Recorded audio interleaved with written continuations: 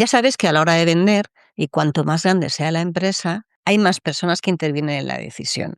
Y hoy quiero hablarte de cómo piensa la persona que al final va a firmar la propuesta para que se lleve adelante. Y no es tu interlocutor, no, tampoco es el CEO, es el director financiero. Esa persona que puede decir que sí o decir que no, a pesar de que tú hayas hecho todo el trabajo previo bien, porque ya sabes, cuando vendes hay muchas personas que están involucradas en la toma de decisión. Y sobre todo si vendes, cada vez es más grande la organización, casi 8 de cada 10 compras, hay una persona que tiene que dar el visto bueno. Yo te diría que generalmente alguien distinto a tu interlocutor que tiene que dar el visto bueno. Y necesitas saber cómo funciona la cabeza de esa persona, cuáles son las necesidades que tiene, para que puedas construir la propuesta enfocada. Ya sabes que siempre hemos hablado de todos los roles que hay en una decisión, pero en este caso enfocada a que ese director financiero, a que ese CFO sea la persona que al final diga ok y dé para adelante el visto bueno para la compra. Así que si quieres saber qué piensa el director financiero, cómo se organiza y cómo toma las decisiones, quédate porque este episodio es para ti y además viene con sorpresa porque te voy a dar una herramienta que te va a encantar para aumentar tus probabilidades de que el director financiero entienda perfectamente cómo puedes ayudar a su empresa. ¿Estás preparado? ¡Comenzamos!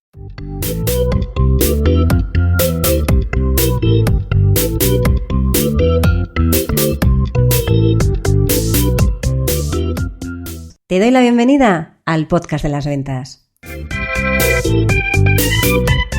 Mi nombre es Marta de Francisco y en este canal de comunicación vas a encontrar información sobre cómo vender más, cómo vender mejor, cómo vender sin miedo y cómo ser mejor persona y mejor profesional. Porque ya sabes que somos lo uno y lo otro. Llevo más de 30 años vendiendo y para mí vender es una de las mejores profesiones que existen porque te permite ayudar, que ya sabes que para mí vender es ayudar a un montón de personas y de alguna manera que tú crezcas con cada persona con la que estás. Y de los conocimientos que he ido adquiriendo a lo largo de todos estos años y de los que aprendo cada día, vas a encontrar información en estos episodios del podcast de las ventas. Vamos a ello.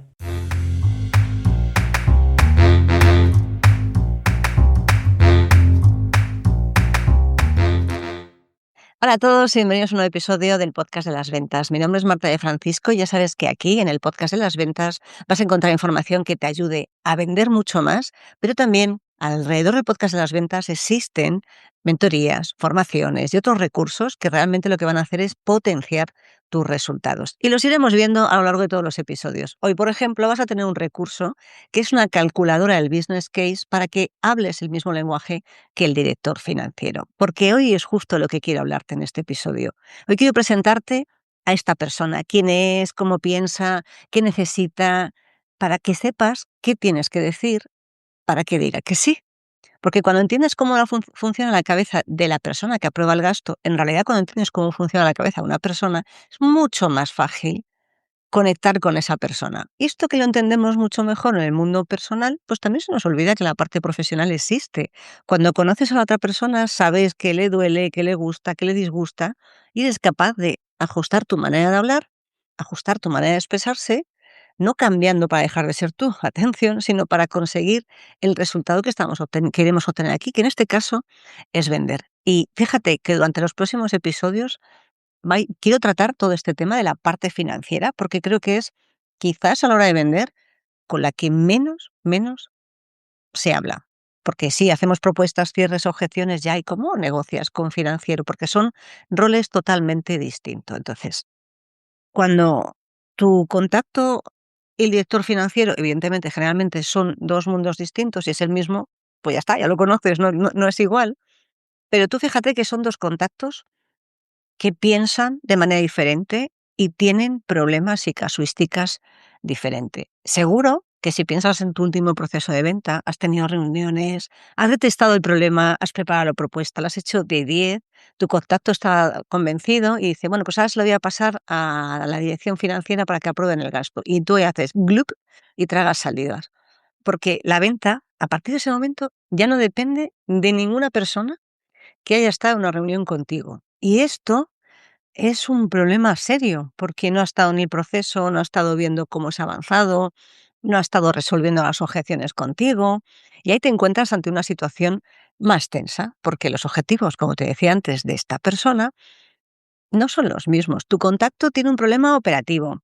Hay algo que le impide avanzar en su día a día, o hay un riesgo, o lo que sea que tenga, que necesita solucionar porque está perdiendo horas, está, yo qué sé, asumiendo un riesgo que no tiene que asumir, está incumpliendo un requisito, no está dando el soporte al negocio y tiene personas por detrás que están desbordadas, sea lo que sea, no llega a los plazos, no llega a lo que le están pidiendo, tiene un problema serio.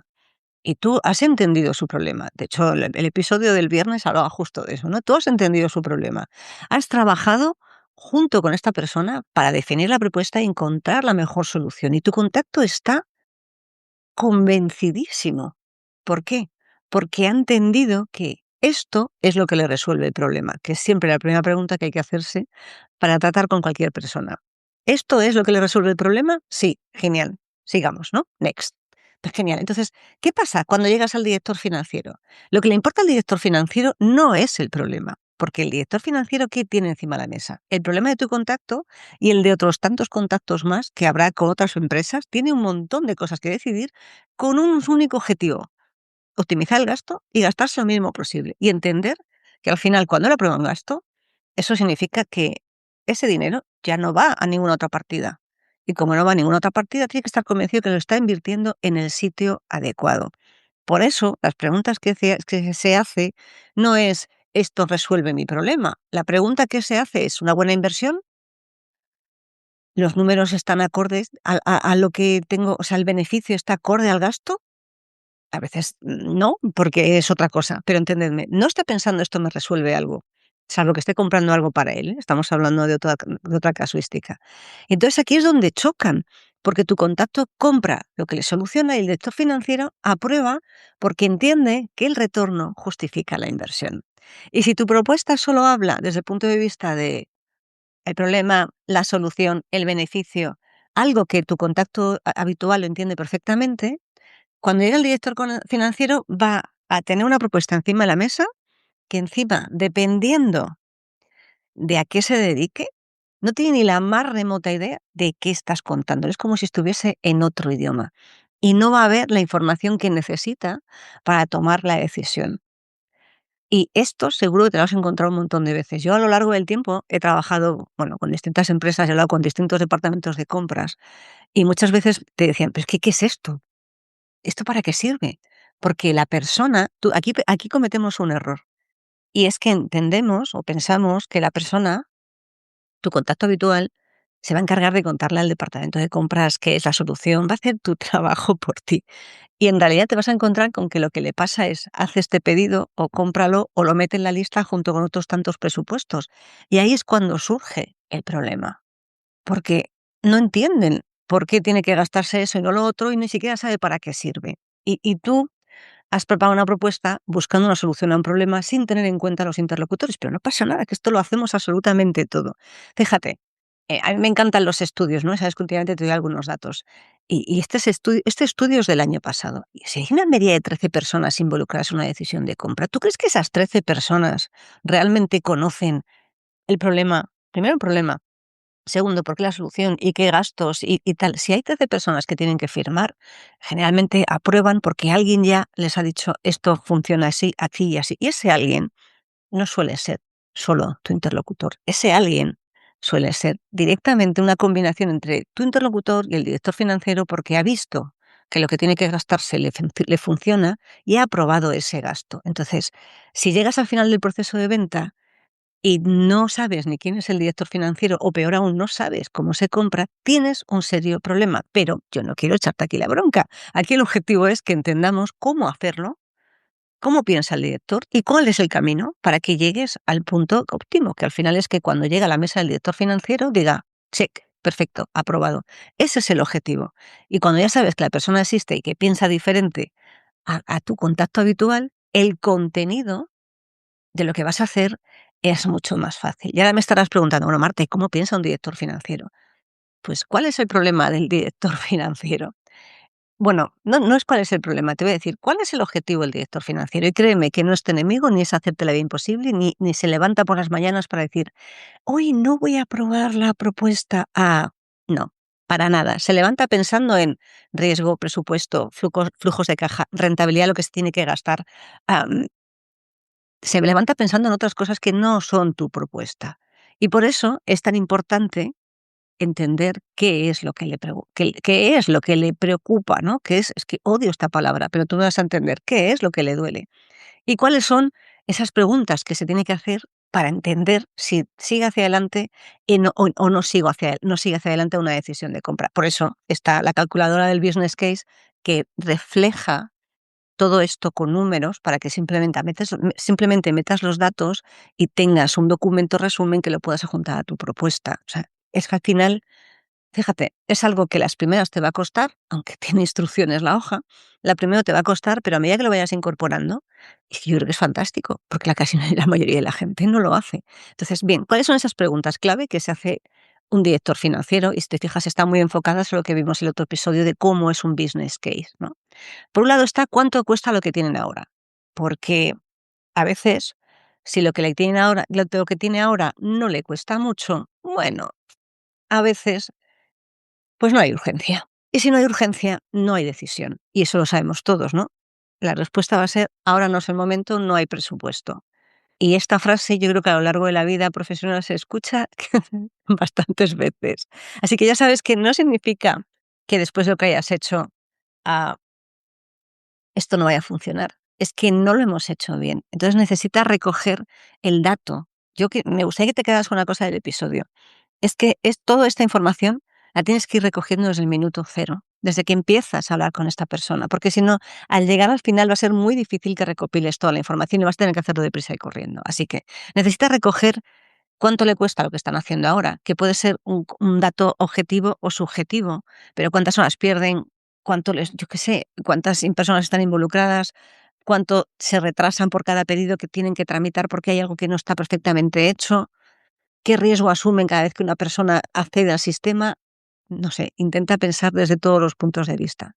Cuando eres capaz de saber eso, ya tienes lo primero. Ahora mismo, tal y como están funcionando, esto les cuesta tanto porque están perdiendo horas de trabajo o no están pudiendo atender a más clientes. Y eso supone un coste de tantos mil. Ya tienes uno. Lo siguiente es, el director financiero lo que va a mirar es, vale, genial, y esto lo hemos hablado en más episodios, hemos hablado del ROI, pero no quiero hablarte del ROI. El retorno de inversión está muy bien, pero yo quiero hablarte del payback, porque el payback es exactamente en el número de meses que va a recuperar, ¿no? Cada euro que invierte, ¿cuándo me viene de vuelta? Y esto es un dato interesante porque la mitad de la gente espera que el retorno sea, la mitad de los compradores, esto es un estudio del año pasado también, la mitad de los compradores, más de la mitad, espera un retorno de la inversión en menos de 3 meses. Y dependiendo de lo que estés haciendo, esto es muy difícil, pero este es el dato que tienes que tener en la cabeza. Y sin embargo, si tú tienes un payback de 6 meses, tienes que decirlo. Y si es de 14, tienes que decirlo también, porque lo van a calcular ellos y va a ser infinitamente peor. Así que el número tienes que decirlo con un dato concreto que se pueda verificar cómo lo has calculado y que esté claramente identificado. Porque si no tienen idea de cuándo de verdad por cada euro que invierte, cuándo viene de vuelta, o cuándo va a recuperar la inversión, al final tenemos un problema serio, pero muy, muy, muy serio. Y otra pregunta que hace es, ¿qué pasa si no funciona?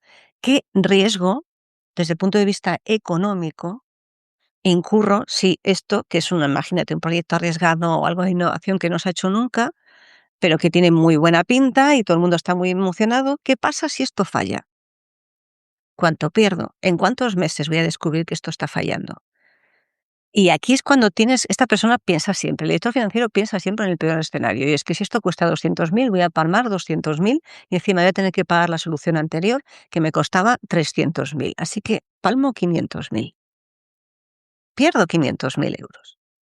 Este es el peor escenario en el que se pone, el escenario en el que no puede tirar lo anterior y ha pagado algo nuevo que no funciona.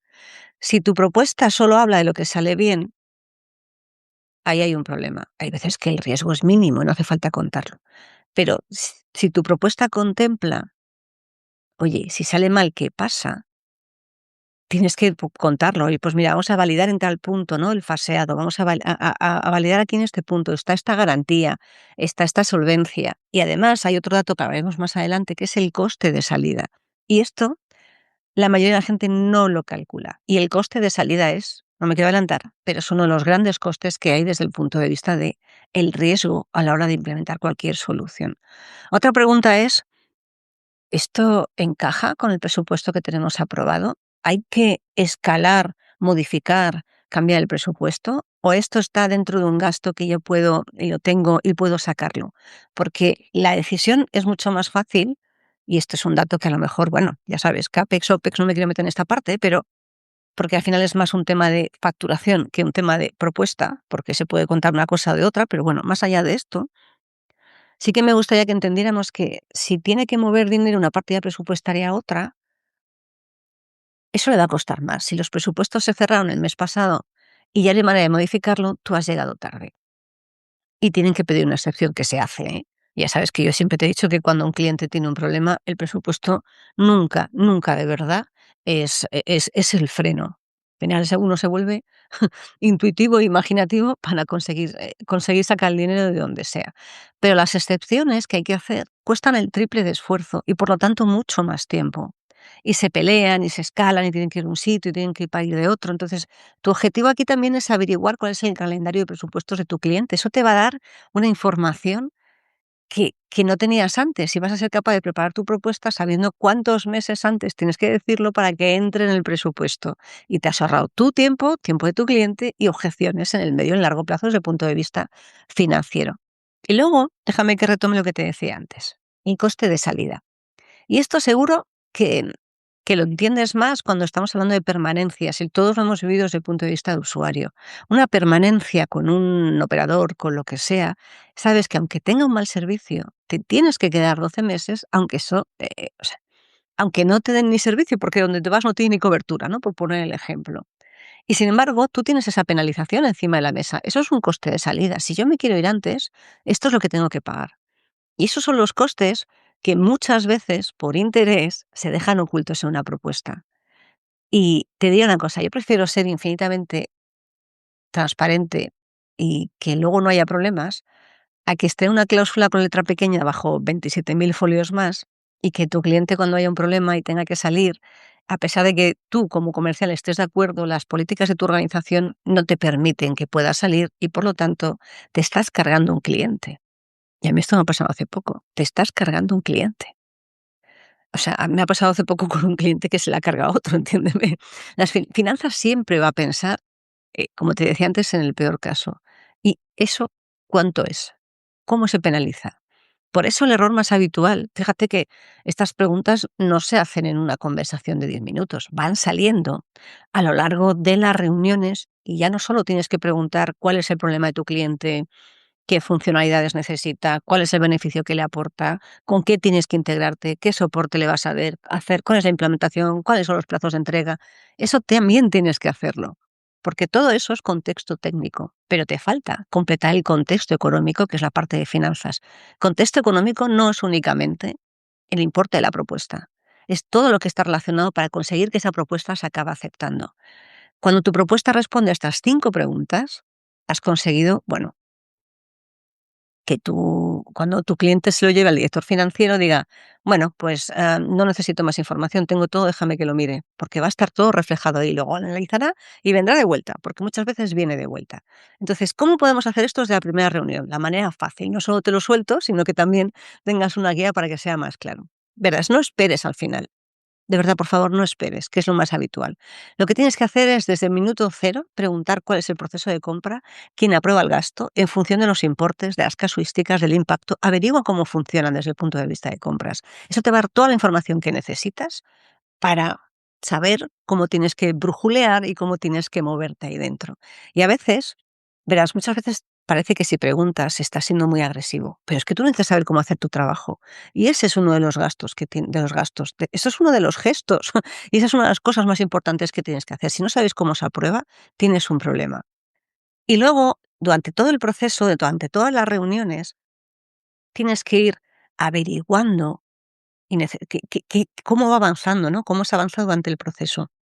Todas estas preguntas que hemos visto antes de cuánto os cuesta en horas, en pérdida de clientes, cuántas personas que están dedicadas que pueden dedicarse a otra cosa.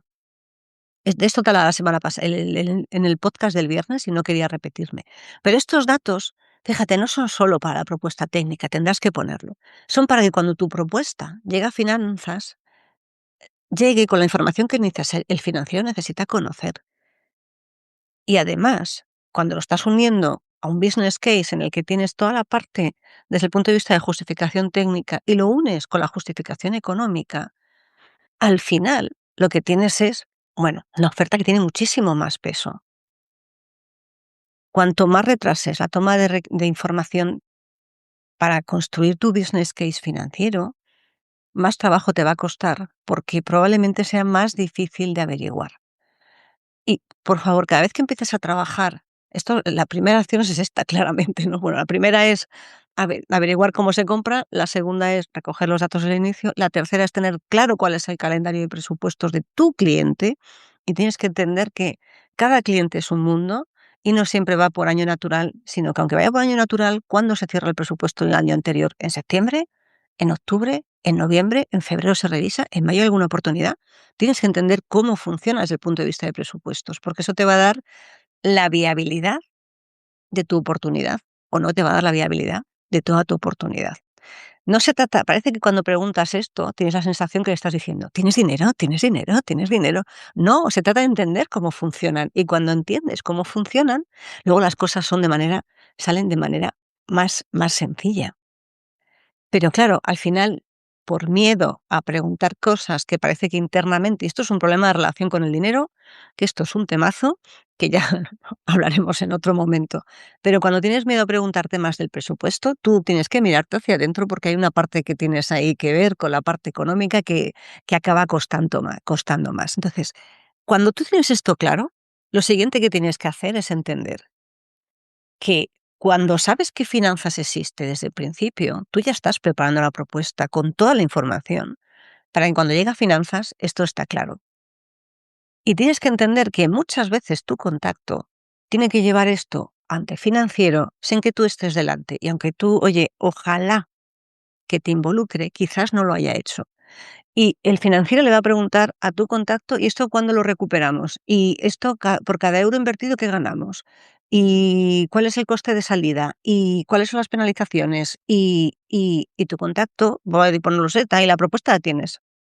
Si tú das la información a tu contacto, estás ayudando a que tu contacto acabe teniendo la información que necesita. Y encima le estás ayudando a posicionarse mejor dentro de la empresa. Pero claro, para eso tienes que tener esa relación, tienes que asumir que te va a costar, y al principio te va a costar, pero una vez que vayas rodando como todo en esta vida, las cosas van saliendo. Y tienes que entender también otra cosa más, que es que al final un no de finanzas no siempre es un no del todo. A veces es ahora no, porque tengo que moverlo. O a veces es, oye, espérate, déjame que te haga unos números y te demuestro por qué esto os merece la pena, e incluso os merece la pena ahora aunque no tengas presupuesto, porque a veces pasa. Y si tú eso lo tienes claro, el resto, bueno, pues a partir de ahí el resto va mucho más sencillo. Y por favor, nunca, nunca, nunca ocultes el coste de salida, porque ocultar el coste de salida genera muchísima, no incertidumbre, pero genera rechazo. Porque si a ti te preguntan cuál es el coste de salida, salvo que no lo haya, lo digas claramente, pero si lo hay, tienes que ponerlo encima de la mesa, de manera que tu cliente sepa en todo momento qué implica. Porque a lo mejor tu coste de salidas piensas que es un hándicap importante y el coste de salida no es un hándicap. Directamente el coste de salida lo que hace es que el tuyo es mejor que el de otros. Y esto a lo mejor no lo sabías, pero por lo menos tú lo has puesto y la otra persona le da que pensar, consulta y se encuentran con que el coste de salida del otro sitio, ¿sabes?, de otra empresa es muchísimo más alto que el tuyo en cuanto empieza a preguntar. Así que recuerda, y ya por terminar, que en las notas del podcast vas a tener acceso a esa calculadora del business case financiero y metes los datos, te lo calcula y lo tienes más fácil, que el director financiero no es tu enemigo bajo ningún concepto y que necesita razones para poder decir que sí. Simplemente piensa distinto a tu cliente, ¿no? Tiene sus propios problemas, tiene sus propios dolores de cabeza y tú tienes que entender desde el minuto uno, cuando empiezas a trabajar una oportunidad, cómo funciona todo esto. Así que, mira, esta semana te voy a poner deberes. Esta semana abre el pipeline, Revisa cada oportunidad que tengas de cierto importe delante y hazte estas preguntas. ¿Quién aprueba el gasto? Si son 300.000, ¿por dónde pasa? Si no sabes la respuesta, te acabo de colocar deberes. Así que no me quería extender, nada más por hoy. Ya sabes que vamos a tener los próximos episodios dedicados a cómo vender a finanzas, cómo entender finanzas para que la propuesta sea lo mejor posible y disminuyas las probabilidades de que se quede parada. Y que nos escuchamos en el siguiente episodio. No olvides descargarte la calculadora de finanzas y cualquier duda, ya sabes, me puedes mandar un correo, comentar y si te gusta, comparte, da un like y estaré encantada de saber que esto te ayuda. Nos vemos en el siguiente episodio. Hasta la próxima. Chao, chao, chao.